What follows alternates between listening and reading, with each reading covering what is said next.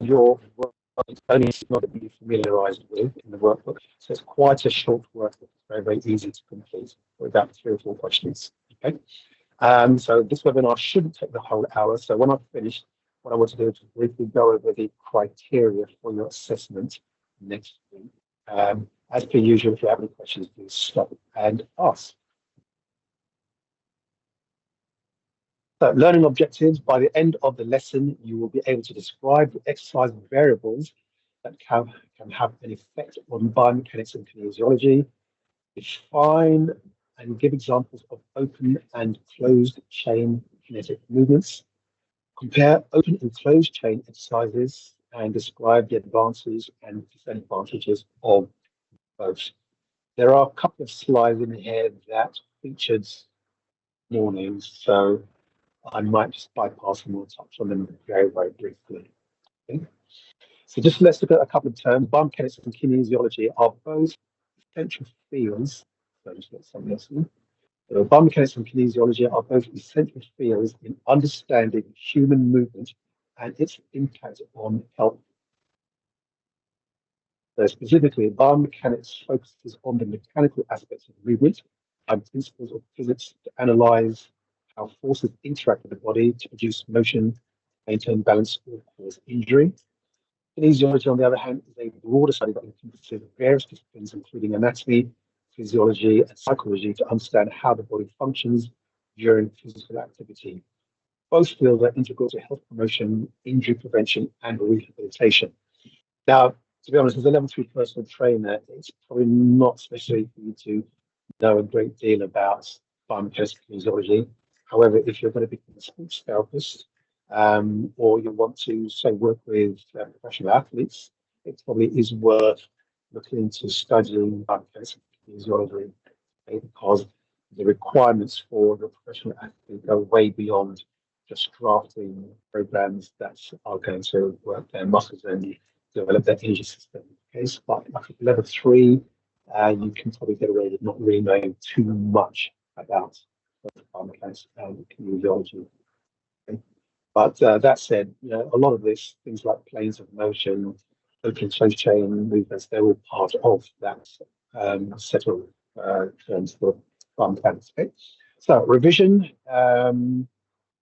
What are these 3 pictures trying to ask you? Can you remember? So you've seen these probably. This is probably the 3rd time you've seen these pictures now. So this is about planes of motion and axes. So planes and axes. Okay, can you remember this first one? Again, when I ask you questions, don't vocalize it, just see if you can answer it yourself. So this first one on the left-hand side, it's going to be the frontal plane. This next one is your sagittal. And again, looking at the lines that go through it, it's going to be your transverse. And then can you remember the axes? So again, with the rod going from through the front to the back, that's the anterior posterior axis. With the rod going through the body sideways, the medial lateral axis, and then with the rod going through the head and through the groin region, that's going to be a longitudinal. And then types of movements available. Okay, remember the movements available with the frontal plane, which is frontal plane being this way. It's going to be abduction and adduction. Sagittal plane, remember movements there. The conventional flexion and extension. And then the transverse plane, we have things like rotation. Okay. Remember, that was just revision. So let's look at these in a more practical aspect. So effects of exercise on planes of motion. Different planes recruit different muscles and movement patterns. Allows functional movements. Real life and sports movement often occur in multiple planes simultaneously. Okay? So with that particular bullet point, what it's saying is that when you are involved in, for example, a sporting activity, it's very rare that you're going to be using one plane at any one time. Chances are you can be moving in multiple planes. Improves coordination, stability, and performance. And the frontal and transverse plane exercises challenge the core and stabilizing muscles. Okay, so movements from this way and perhaps combined with a bit of transverse, they're the ones that challenge the core a lot more than your sagittal. The sagittal will build up things like the six-pack muscles, but I mean, those aren't really the ones that are going to ensure that the midsection are very, very strong. Okay? It's the muscles that are involved in frontal movements and transverse. They're the ones that really are the most crucial for the stability. Okay? So let's get more detail. We have three pictures on the left-hand side. We have a sagittal lunge, we have a frontal lunge, and a transverse lunge. And it tells you here that with the sagittal lunge, so this is on the top left-hand corner here, we're using primarily flexion and extension. With this frontal lunge, we're using primarily abduction and adduction. And then the transverse, we're using primarily rotation. But I've added this little bit in red here. So these are descriptions of the gross movement. So when we say gross movement, we're looking at the whole body movement rather than segmental. But by segmental, I mean individual joints. Okay? So because this, in this picture, the person just moving forwards, okay, we have flexion and extension, and that's going to occur at a number of joints that we're going to look at in the next slide. Second picture is a frontal lunge, so we're just moving to the side. Okay, so for that reason we have abduction and adduction going on in the hip, but there are other joints being used. Again, we'll look at them in the next slide.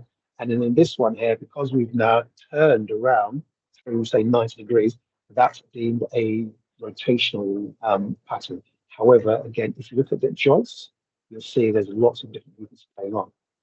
Okay, so let's now break these down further so that you can understand why it's perhaps counterproductive to just look at the gross movement. Okay? So we've said here with this one, we have a sagittal lunge, so we've got flexion and extension.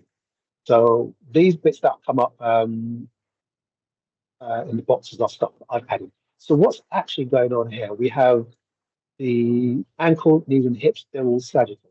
So in essence, this one is truly a 100% sagittal movement pattern, okay? Because as we go into the lunge, be a forward lunge or a backward lunge, you can see here, this front hip has hip flexion, we have knee flexion, we have ankle dorsiflexion.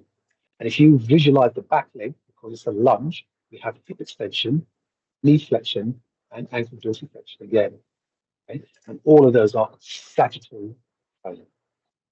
Now, this next one here is slightly different. Because even though we have a frontal shift, okay, we have abduction, adduction, we've got other things going on. So we have abduction of the both hips, so because they're moving away, but then we also have a flexion in the knee, right knee. We have dorsiflexion in the right ankle, so they're both sagittal. And then because both hips are moving into abduction, we then have a frontal plane. So the hips are moving frontal, but this knee here is also sagittal. This knee is also sagittal, and this ankle is also sagittal. So the gross movement to the side is frontal, but the segments are doing different things. So we have ankle and knee moving in a sagittal plane. The third picture is transverse because, as you can see, this gentleman was facing forward and he's rotating. So that rotation makes this a rotational pattern or rotational plane, transverse plane. However, let's look at what's happening with the other joints. So we have the right ankle is moving sagittally because it's going into dorsiflexion. The right knee is sagittal as well because that's in flexion, and the right hip is going to flexion. So along here, right hip, knee, and ankle, even though they've turned to the side, they're all sagittal because they've gone into flexion. The left hip goes into abduction, so that's going to be a frontal plane. And then the torso, the trunk itself, is the only actual thing that's gone into rotation. Okay? So again, the gross movement is transverse or rotational, but start to look at segments and you'll realize other things are going on. So we've got sagittal, sagittal, sagittal, frontal, and transverse. So 3 planes happening in here. And that's more reflective of how we move. Again, I mean, and to be honest, even when you're walking, you might think it's purely sagittal because your shoulders are going flexion extension, your hips and knees and ankles are going flexion and extension, but actually your pelvis moves in the frontal plane when you're walking. So again, the gross movement is the sagittal plane when you're walking and running, but when you're looking segmentally, now the actual the torso rotates transversely and the pelvis rotates frontally. So again, walking has three planes, but the gross movement is sagittal. This came up this morning, so remember our levers. So again, I just want to touch on this very briefly because we covered it in the previous slide. So just reminding you that we've got three levers: first class, second class, and third class. And remember, the thing they all have in common is that they all have a load, a fulcrum, and an effort. Okay? The effort is going to be where the muscle is attached. The load is the furthest part that's being lifted, and the fulcrum is the pivot point. What differentiates them essentially is what's in the middle. Okay? Remember, you've got load, fulcrum, and effort. So you've got three things aligned, but what's in the middle? Okay? So remember, with the first class lever, the fulcrum is in the middle. Second class, as you can see here. Second class lever, the load is in the middle, and the third class lever, the effort is in the middle. Okay?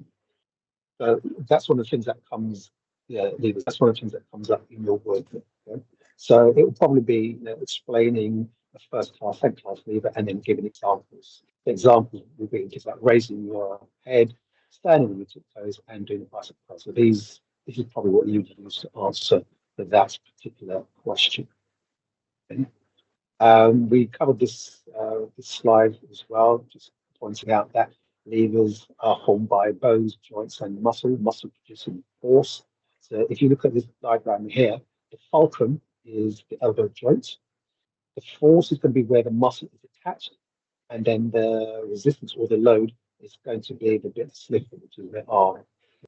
So what type of lever is this? This is going to be a third class because the fulcrum, so the effort rather is in the middle. So that's what makes it third class lever.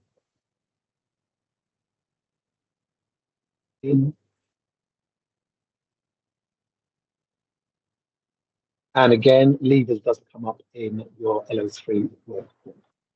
So again, it may be a case of describing three levers and giving examples. Center of gravity, this comes up in your workbook as well. So the center of gravity or center of mass towards the Earth. So it's the point where your entire weight of an object acts, okay, or the balance point. So in humans, it's really going to be the feet. So it's going to be, the weight has to be evenly distributed between your feet in order for you to find your center of mass. Okay? So in a squat, aim to keep the body's center of gravity over the base of support, which is your feet, to avoid falling over. So I think I'm right saying that when you're standing upright, your center of mass is probably around about your belly button. Okay? But your center of gravity or center of mass changes as you move. Okay?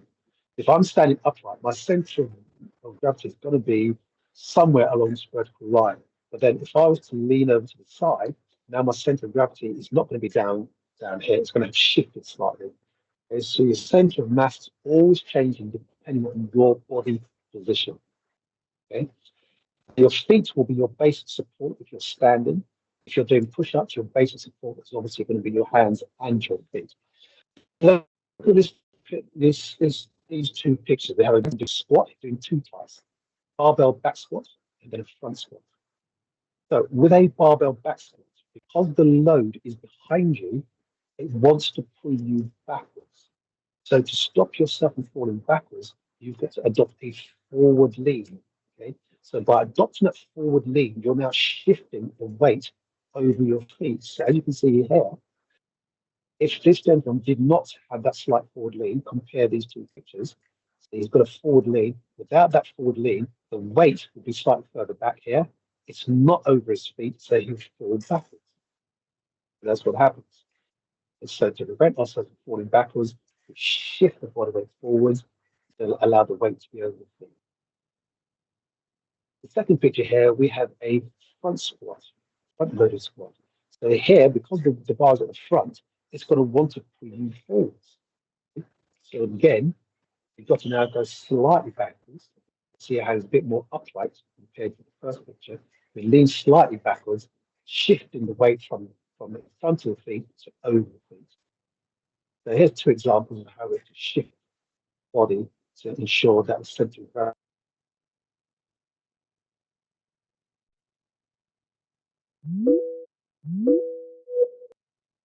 Another term that comes up in your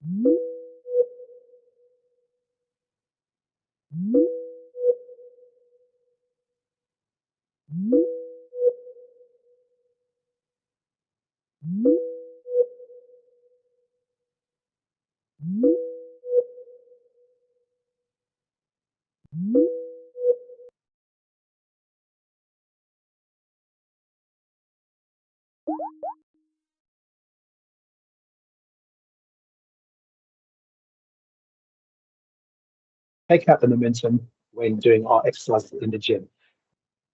With this, putting powerlifting aside, there will be exceptions to that rule depending on your client's goals. So again, if your client is involved in a dynamic sport, there will be some exercises that will require you to encourage the use of momentum.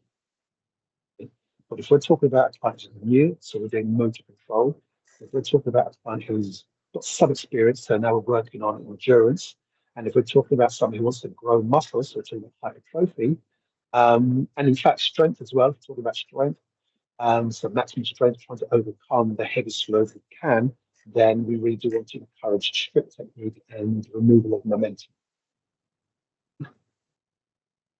Force, so muscular force is the force or effort or energy produced by a contraction to cause the movement of an object. Okay, so in this picture here, we see this gentleman pushing the sled. It could be pushing, pulling, whatever. The effort required to do that is called that force. When lifting a weight, the muscles or group of muscles need to produce enough force to move or overcome the weight.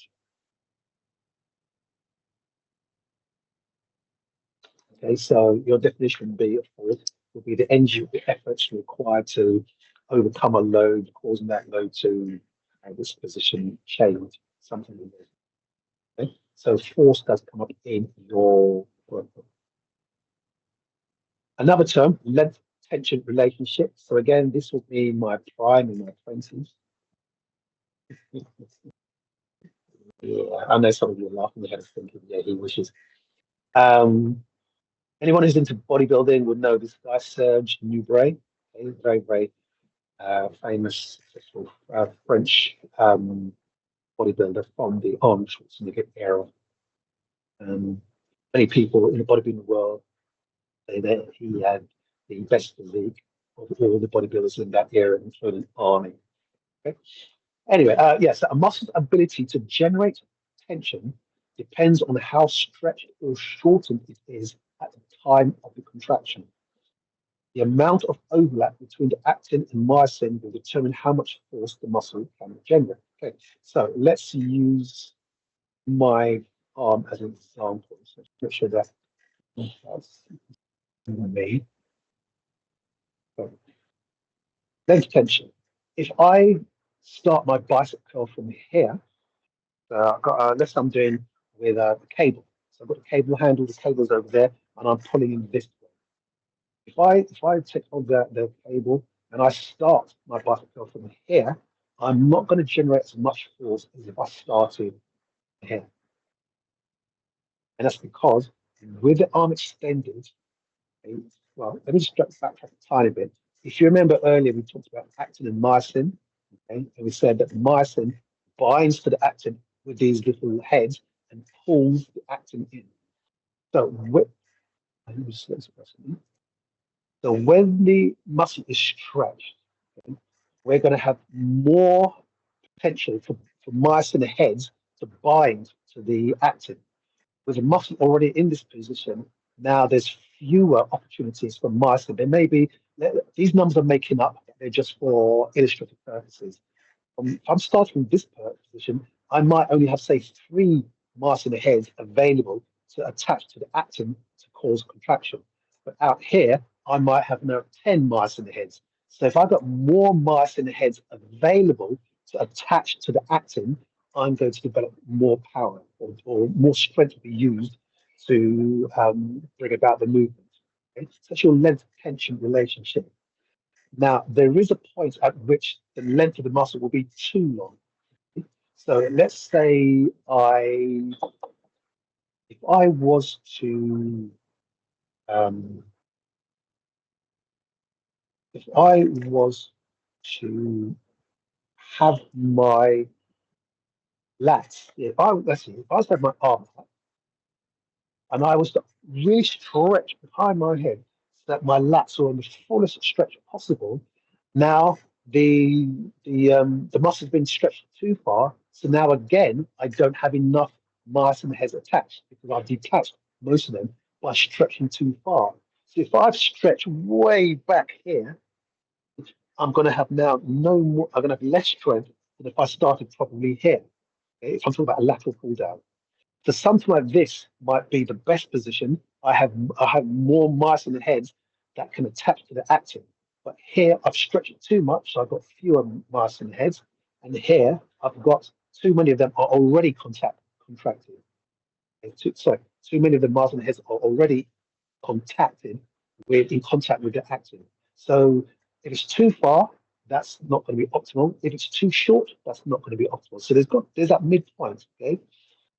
What that midpoint is varies from person to person and from muscle to muscle, okay? And from joint to joint as well. So, for example, I can't hyperextend my elbow.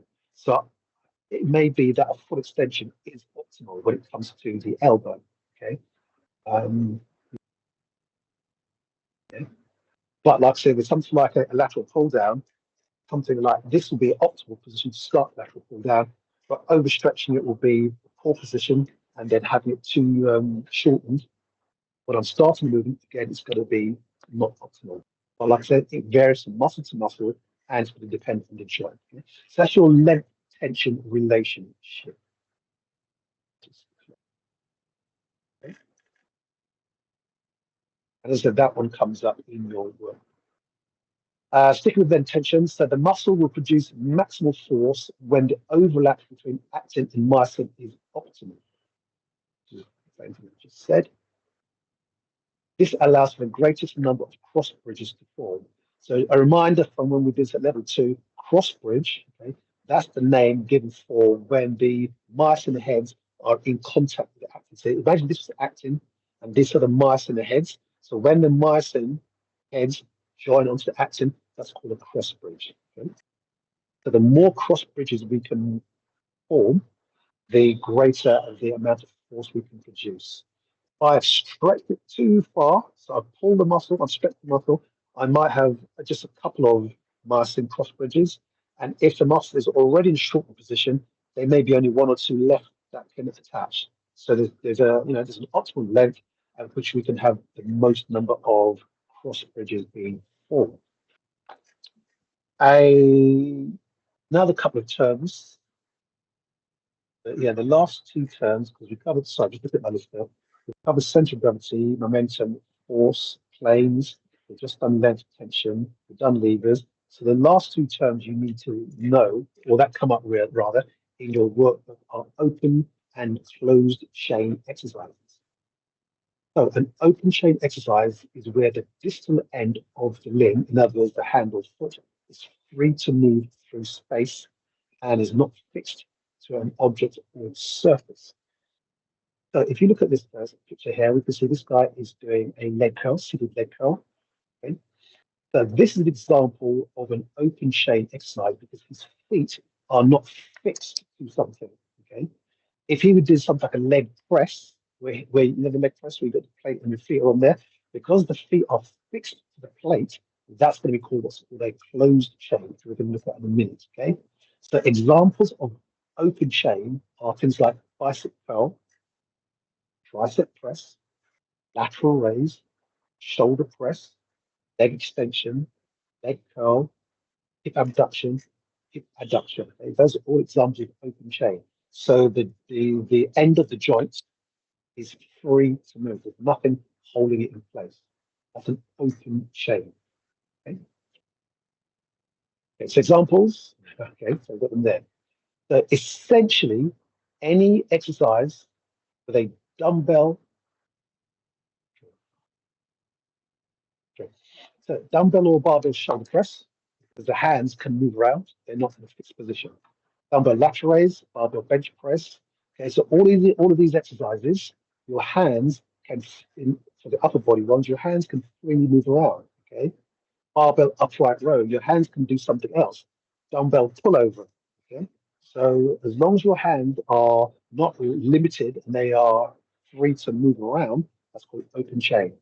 Okay, and then these are examples. If you're not sure the fire hydrant, so if you're on your hands and knees, okay, so you're on your hands and knees, and you raise your leg up to the side like a dog, like a dog doing a wee. That's called the fire hydrant. Okay, so advice for your glutes. Okay, so again, all of these, the limb is free to move in space. That's called open chain. Closed chain. So closed chain is where the distal end of the limb, so in other words, your hand or foot, is fixed throughout the movement. Okay?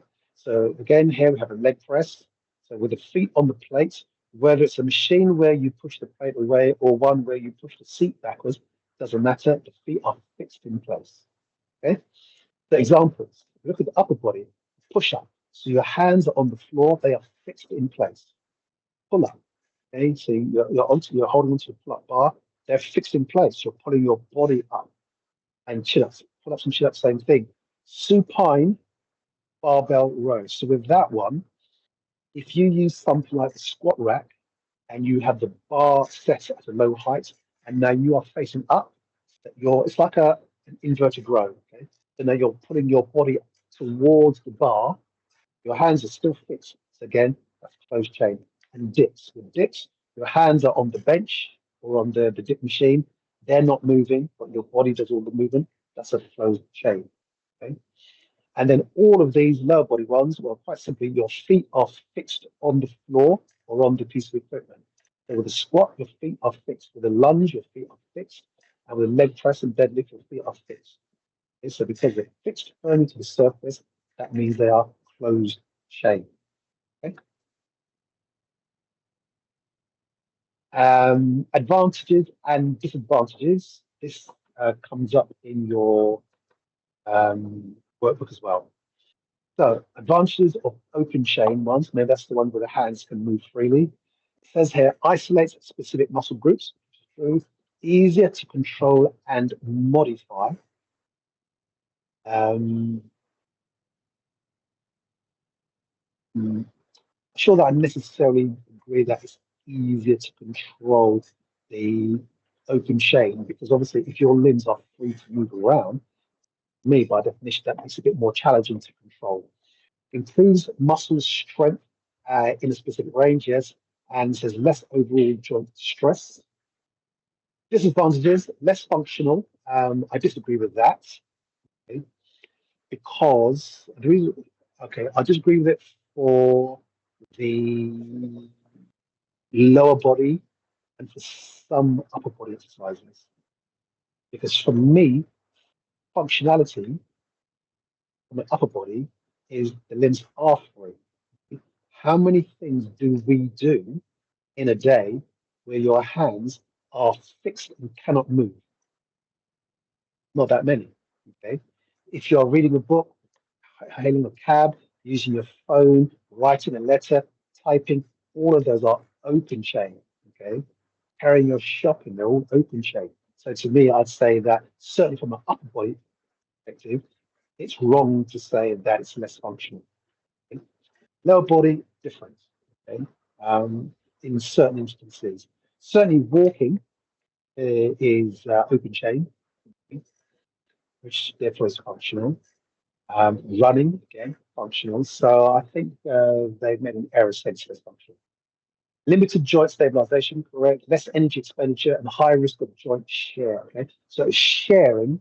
If you imagine this is one bone, that's another bone, and they form a joint. Share forces are this way. Okay, so this is called share forces, whereas compression is bringing the joints closer together.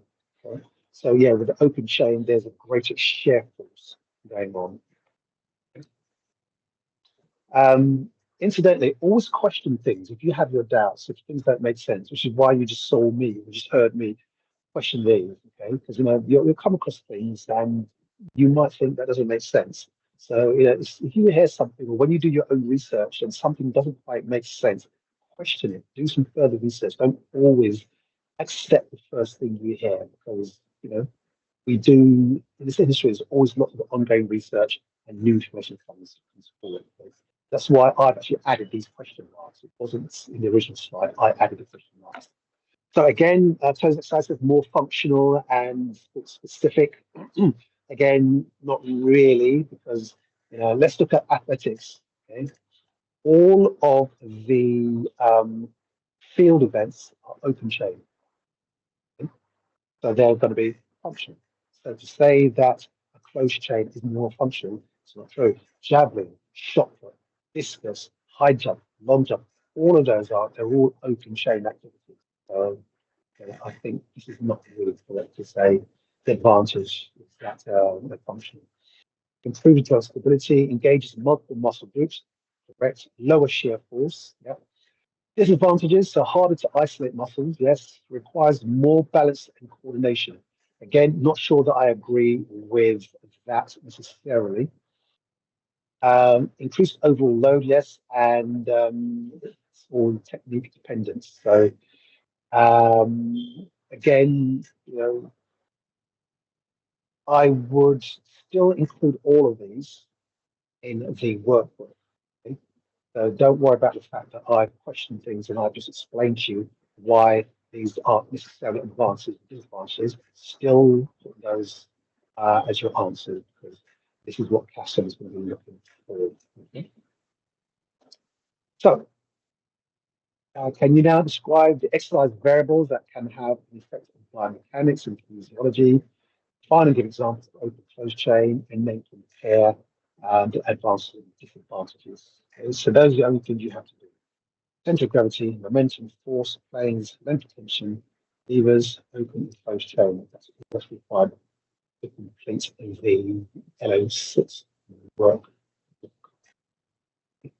So what I would like to do now is just, unless there are any questions about this, what I'd like to do is go over the criteria for your assessment next week. So stop sharing.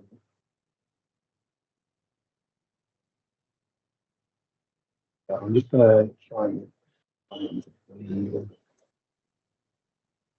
yeah. Okay, so you should all see the assessment criteria. Page 19 in your LEP. And I know that I have your LEP, but I did send you at the start of the level 3, I sent you all a copy of the assessment criteria. This particular PDF here is what I sent you all, so that if I have your LEP, you still have a copy of the assessment criteria. Okay, so I'm going to encourage you to look through your emails for this, so that you can go over it in your own time as well. Okay. So let me just make it a little bit bigger. So just to remind you that when the assessor is marking, there are ticks. If you pass a tick, that means the criteria is met perfectly. If there's a cross, it means it's not competent. You are not competent with that criteria. If the assessor puts a dot, that means the criteria was met competently, but the assessor has had to make a comment. Okay? And the comment is there to help you. like developmental comments. And then if they put a Q, that's the question. Now, the question will not allow you to turn a referral into a pass. The question that they'll ask you is only there to give you the opportunity to add more information to something that you've said. So you may have said something that's correct, but they need a little bit more evidence that you have to understand it. Okay. So when they ask you a question, it's not going to be one that turns an X into a pass. So just be aware of that. So we have three segments here, A, B, and C. So A, starting the session, assess the client's readiness to participate in the planned sessions. How are you? How are you feeling? Do you feel ready to participate in the workout that I've planned for you today? Yes. So, you're fully rested, you've eaten, you're well hydrated, you don't have any injuries. Okay. But don't leave it at, do you feel ready? Do what I've just done. Okay? Are you well rested? Have you eaten? Are you hydrated as well? If you're on any medication, have you taken? So ask those questions. Because quite often some will say yes, but it turns out that actually they're not quite ready. I say, yeah, I'm ready for this. Are you well rested? And then they say, well, actually, no, I've stayed up to watch football for a while. Okay? But yet they say, yeah, I'm ready. So because they've said I'm ready, but then it turns out they've stayed up all night, then you must factor in. Okay? They have stayed up all night. They say they feel ready, but they're definitely going to flag towards the end of the session. So you need to factor that in. Explain the content and structure of the planned session in relation to client's goals and ability. Okay. So in addition to talking them through the program, so we're going to do a warm up on the bike for 5 minutes, do some stretches, and then you're going to look at the program card and read through the exercises. In addition to that, explain the relevance. Okay? Now, most of you, if not all of you, will be doing your very first, you're going to be doing from week 1. So it's probably going to be the very, very first session that you're taking this client through. So then explain how relevant that one session is to their entire plan. Okay. So the purpose of this particular session is just to introduce you to lifting weights because you're quite new to resistance training, and rather than overload the body, I just want you to get used to the movements and give me the opportunity to assess your competence with a range of lifts. But something on those lines. Okay. Encourage your clients to ask questions. Well, obviously that's speak for yourself. You have questions at any point, please stop and ask me, and I'll be happy to answer your questions. Outline key health and safety information specific to the session. So again, that's going to be things like just reminding the client where the router is, remind them about hygiene, and making sure that everything's put back. They feel faint and dizzy. They must take a time out and get some water. And then again, just point out where the fire exits are. Okay. So the actual delivering sessions at part B, we have 12 criteria. The instructor, the client to perform exercises with correct technique and postural alignment. Okay. So whether you are demonstrating or whether you are just observing, make sure that the exercises are done correctly. So if you're demonstrating, your demonstration must be on point. You can't demonstrate something poorly because someone who's new may think, let's say you did a deadlift with a rounded back, okay? Somebody who's new may think, oh, that's how I'm supposed to do it because they've learned from what they've seen. But if you're going to demonstrate, you don't have to. But if you feel the need to, your demonstration must be spot on. Okay?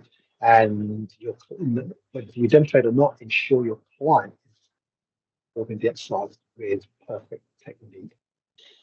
Don't wait for them to complete the set. If they're doing it with poor technique, don't wait for the set to be completed before you correct it, because it only takes one rep to injure yourself. Okay? So if you see something wrong, either stop them and explain and demonstrate, or verbally correct them, and then get your hands on if need be. Don't let the complete set go if the exercise is done poorly. Positively reinforced correct exercise technique to build client self-efficacy.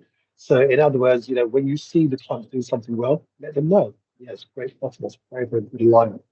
Your tempo is perfect, all that kind of stuff. Observe the client's movement accurately and providing effective guidance to improve exercise technique and postural alignment. So that goes in line with what I just said previously. Okay. Provided modifications to exercise technique to enable the client to perform all movements safely and effectively. So, I mean, that could be something as simple as, let's say with the lateral pull down, they're very upright. You might get them just to sit back slightly, for example. Let's say you're using the leg press, and when they straighten their knee, the knee is still very bent when the um, seat is at its first position. So what you would then do is change that by bringing the seat further forward. Okay. Um, you know, you might need to adjust the height of the seat of the lateral pull down machine. So, whatever you need to do, provide suitable modifications. It could be the angle on the bench. So, for the most part, there shouldn't be any need to do that, but do be prepared to make modifications if necessary. Monitor the client's performance, responses, and feedback to exercise relative to the intensity. So remember what we're going to do for cardio, so warm-up cardio and cool down, we're going to use RPE, use the 1 to 10 scale. So we're looking at something like an RPE or around about 4 or 5 for the warm-up. Looking for something like maybe 6 or 7 for the cardio workout. Okay. If it's HIIT or Tabata, then obviously it's going to be a lot higher, maybe 9. Okay. But if it's something like long, slow duration, for example, then maybe something like an RPE of 7. And then for the cool down, we're looking at something like an RPE 2. But remember, with the warm up, it's a gradual build up. Okay. You don't go immediately to RPE 4 or 5. There's got to be an incremental build up. So maybe the first minute could be RPE 1, second minute RPE 2, third minute RPE 3, so on and so forth. But similarly, with the cool down, we're not going from, the RPE 7 that the person was doing in their cardio and goes from there down to RPE 2. We're going to gradually go down. So 7, 6, 5, etc., etc., gradually reducing that intensity. Okay. With resistance, we're going to use reps in reserve, just like how you did at level 2. So at the end of the set, how many more reps could you have done? Now, the answer is going to depend on what you have planned. So whereas before I said to you at level 2, looking for the answer to be around about 3, it's all going to depend on what you have written in your program card. If in your program card you have decided that they're going to do, let's say you've chosen your program card to use RPE,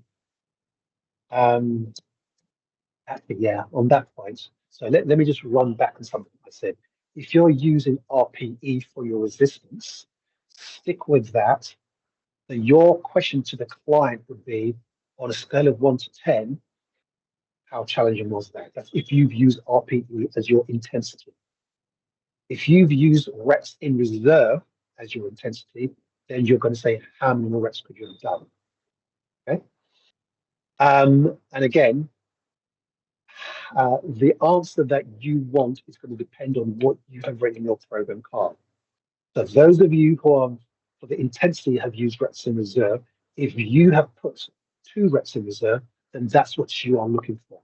If you have written 1 rep in reserve, that's what you are looking for. Okay? So we're no longer hanging on to the 3 reps in reserve that we did at level 2. It's just going to be what you have specifically decided. Okay.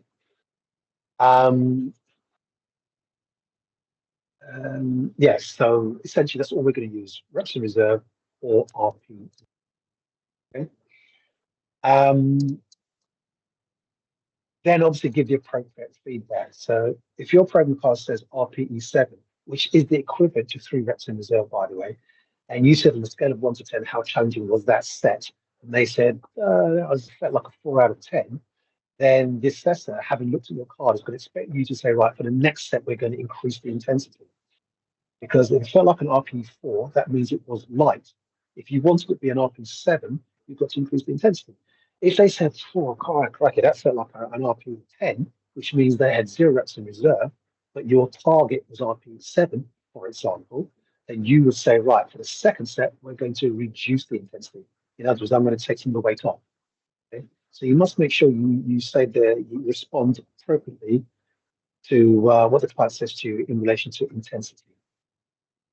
Number 7, adaptive exercise complexity and intensity in response to monitoring observations to ensure safety and effectiveness. So again, that goes in hand with what I just said.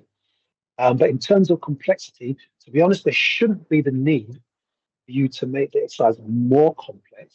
Okay, there may be a need to make it less complex, but having practiced, which is what I did encourage you all to do yesterday. Remember I said we've got to be in a gym floor by 3 to practice. Having practiced, there shouldn't be any issues with the complexity. In other words, you should all be able to do the exercise that your partner had planned for you because hopefully you all practiced yesterday. Okay? If you didn't get to practice, have a chat with your partner so that they can tell you what exercises they want you to do, and then let your partner know if you have any issues doing those exercises. Okay? Number 8, monitor the exercise environment to ensure client safety and comfort. So being mindful of everything that's around you. It's not just plates on the floor. It could be skipping rope. It could be the tires. It could be the sandbags. It could be one mat sticking up on top of another where you could trip over it. Okay, it could be water on the floor, water on the seat, and whatever. Okay, so make sure you are aware of the environment. Okay, remember, once you're qualified, you're working with someone who's paying you good money. Essentially, you look after them. Okay, remember, you're not just working them out; you're looking after them. So you are responsible if they trip over something that they didn't see, and you should have seen it. For example. Okay. Number 9, kept accurate records of exercise performance during the session to enable progress to be tracked over time. Now, this one doesn't actually require you to do that written.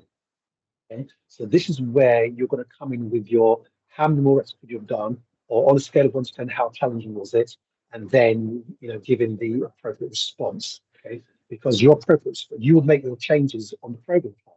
Okay, you'd write down. In theory, this is in theory, you'd write down how many reps you have done. Okay, but if you ask,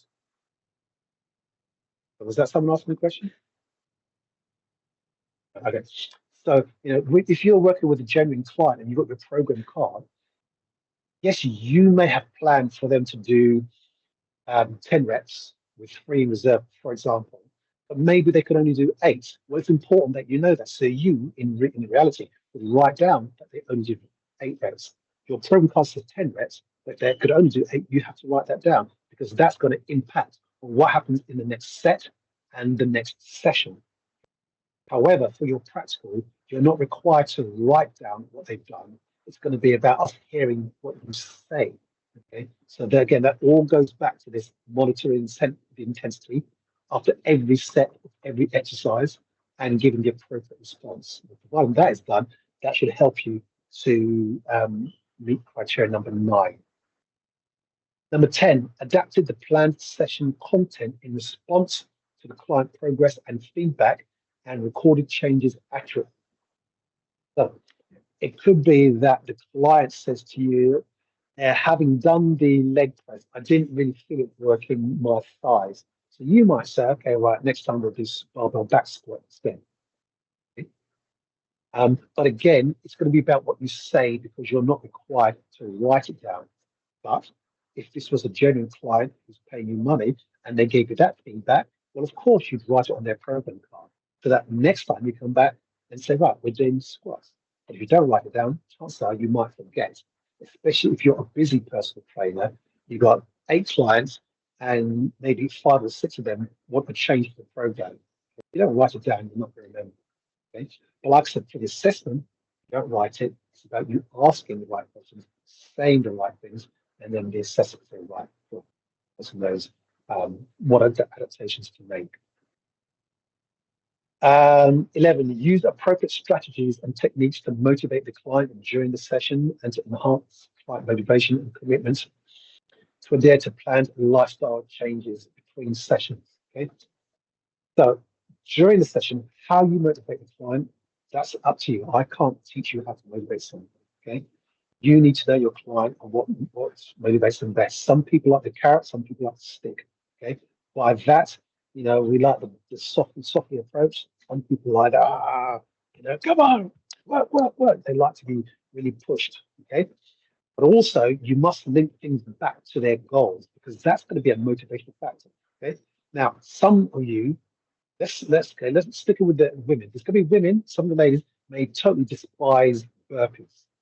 But if I said to you, it's a proven scientific fact that burpees are going to help you grow the kind of glutes that you want, and one of your targets was a specific type of glutes, and I was able to say, yeah, burpees have been proven to help you. You would do burpees. Okay, so I've linked burpees to your goal.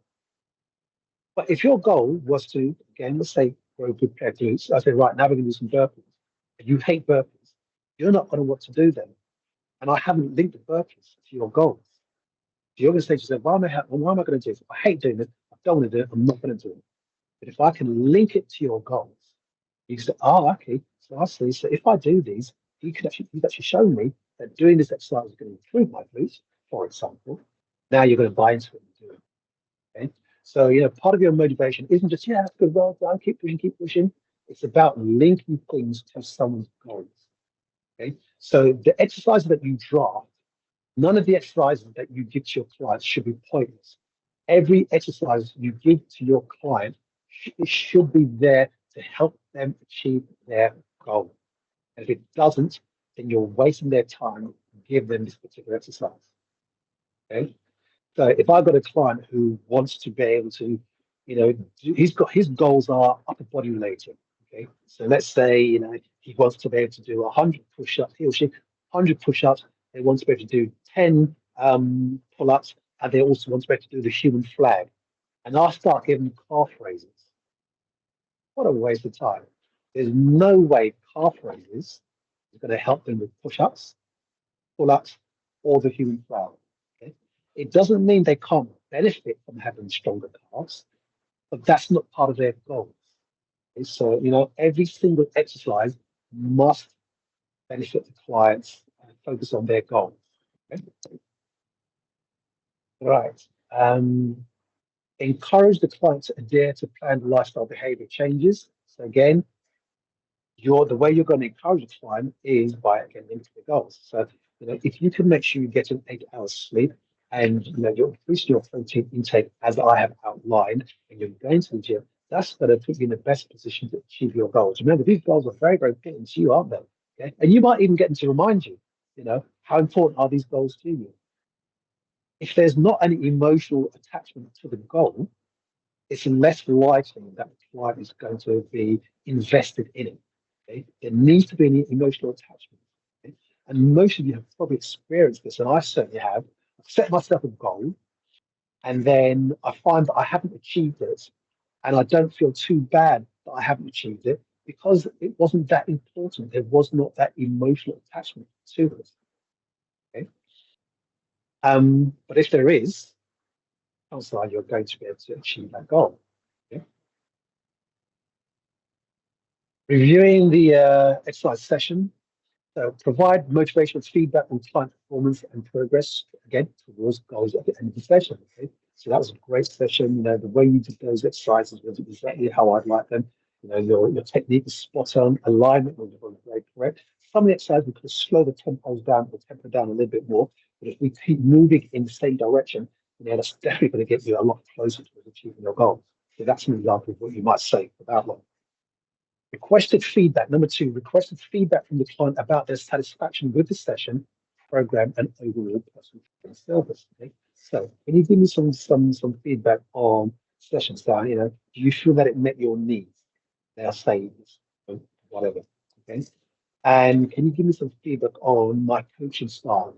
Was it suitable to you? No, don't say it was suitable to you because that then becomes a closed question. So, can you give me some feedback on my coaching style and how effective you found it? Okay. So make sure it's an open question. Because remember, some of what the client says back to you is what you're going to use when you do your self-evaluation. Self-evaluation is the very last thing that you do in the LAP. Okay? So remember your questions, some of the answers you're going to use in your self-evaluation. Requesting feedback from the client about specific ways in the delivery of the personal training session could be improved. Okay.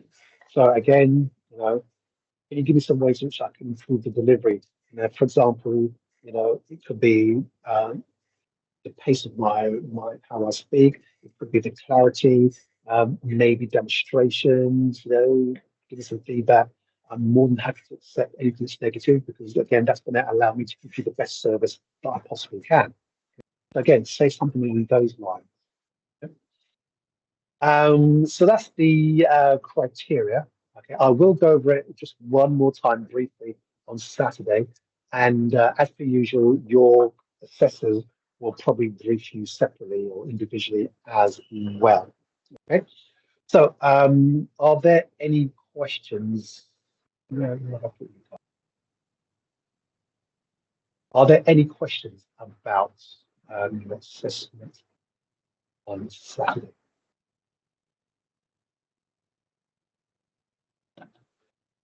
Okay, so you must bring your completed 12-week plan. That's what you were working on yesterday. Okay, it must be completed. So it's not enough just to have a program card. The entire 12-week plan must be completed. Okay, bring that with you, and then you will be assessed on your first program card. I am trying to get through all the LAPs. Anything I don't get through will be marked on Saturday. I'm also going to email those of you who have work that has referred or you've only completed half of it, which is typically the BPS and the medical. You've only completed half. I'm going to email you all individually to let you know what you need to do. Okay. So work that does not referred work that does not require your LAP, that's stuff that you can work on because you don't need an LAP. So check the tracker, and like I said, any of you who have got partially completed work or referred work, I'll email you individually so that you know what you can crack on with during this week. Okay? Now, finally, I know I'm setting myself up here. I'm setting Catherine up here, unfortunately. If you pass everything by the end of Saturday, you do not need to attend the following Saturday. Now, the reason that's why I'm setting myself up, that means now that I'm going to get inundated with work. Okay? Now, there's only so much that I can mark on Saturday. Remember, I do not work for the company Monday to Friday. I only work Saturday and Sunday. So there's a limit to what I can work, to what I can mark. Okay. So it may be that some of you have sent in work and it's not marked, and it may be that you then still have to come back in. That's just how it has to, just how it will be. Okay. But I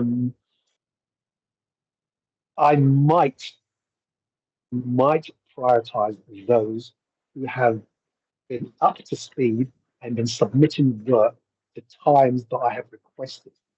Okay? And I don't think anyone should have any arguments with that, because if I've given you a timetable, you have all have the access to the tracker, okay? And I've sent you all the emails and you all know when homework has been submitted.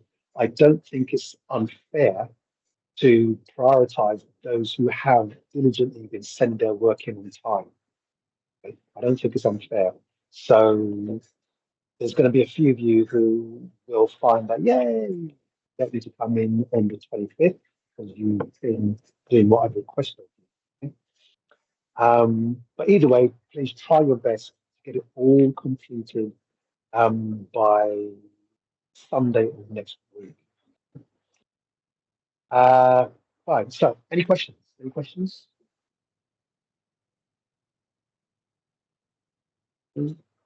Okay. Hi, Right. Paul. Yes. Yeah. You know the one on Saturday coming. If I speak to Brittany, I'm going to try and come in the week if that's possible, and I'm hoping that Omar did pick up my 12-week plan. I asked him to grab it for me. Okay. Did he pick it up? Omar, let's see if he's Omar? gone away. You did? Oh, you're a star. I'll message you in a minute and I'll arrange to come get that from you. All right, thank you. So once that 12-week plan's done and I've come in with Brittany, there's no more exams after this, like in the gym floor. That's correct. That's it. Yeah. All right, okay. And has my level 2 been marked? I'm going to do that as soon as we finish here. I'll right, crack on okay. with it. All right. I did No, email you. Did you receive it? yes, I did. Yeah, I'm really unwell at the moment, so it's a bit. Everything's just gone a bit pear shaped. Right, yeah. Just take time to recover. Okay. All right. Thanks. Right. So I don't think there's anything. I think luckily I emailed you what you needed, and somebody else needed something. I can't remember who it was, but I emailed that person as well. So yeah. So enjoy the rest of Sunday. Really try your best to get as much work done as you can during the week. And then do be on time, okay?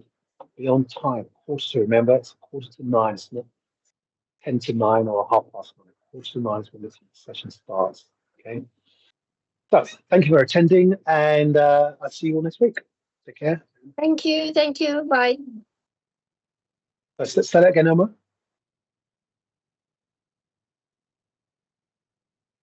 Okay, good. So good luck with the interview. Good luck with that, okay? Yeah, you take care. Thanks for people. Bye-bye.